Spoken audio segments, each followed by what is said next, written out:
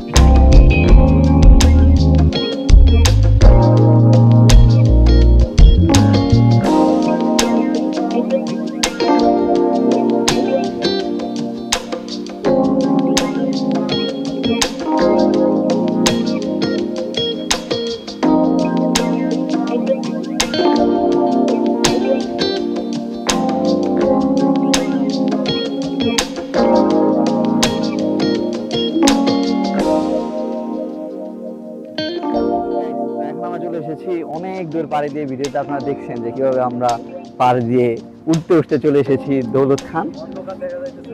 তো এখানে একটু পরে আমরা এন্ট্রি নিব, খুব সুন্দর, এদিকে দেখো, একটু পরে আমরা এন্ট্রি নিচ্ছি এখানে।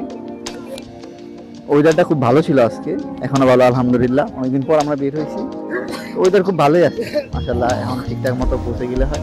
তো একটু পরে আমরা